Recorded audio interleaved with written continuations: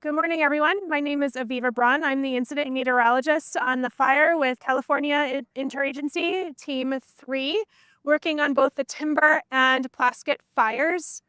So this morning, we're seeing light rain fall across our fires. We've already had people report up to 300ths across the fire areas. Plaskett is getting a little bit more of this precipitation than the timber fire is, unfortunately. But also, this is not a wetting rain, and so it's only presenting a little bit of a cooling and wetting that will soon evaporate. These clouds are going to dissipate over the course of the day. We're going to see drying kick in behind this within the next few hours.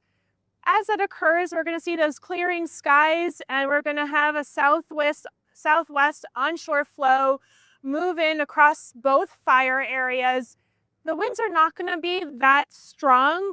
Gusts are only going to be into the teens, but where we're really going to see some of those winds actually materialize are along the southwest and northeast aligned slopes. So for the Plaskett fire, that's in this drainage here along Willow Creek. There's a few other locations where we have some southwest flow opportunities. On the timber fire, there's some challenges in this area, and onshore winds will affect them, pushing it away from that area. So we do have some areas where they will be exposed to those southwesterly winds, but this terrain is very steep, very channeled.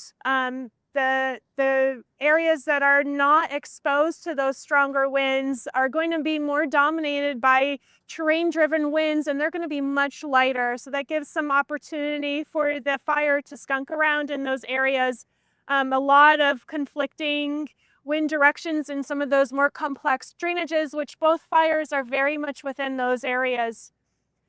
Moving on, we do have a short window of opportunity for some isolated thunderstorms if we still have enough buoyancy as the skies clear, but it's a very low confidence forecast that may not materialize, but we have everybody looking for any kind of building cumulus just for safety's sake.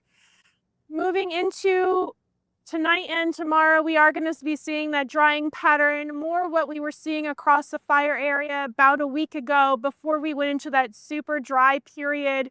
We were seeing relative humidities around in the 30s or less, and that was presenting problems with a constant drying factor, especially overnight with nocturnal drying and the marine layer compressing down and opening up the window for drying to move in across the fires. And that presented some challenges because the fuels were ready and receiving that dry, warm air.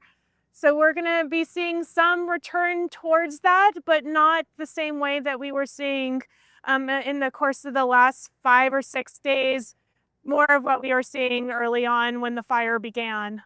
And with that, thank you for your time.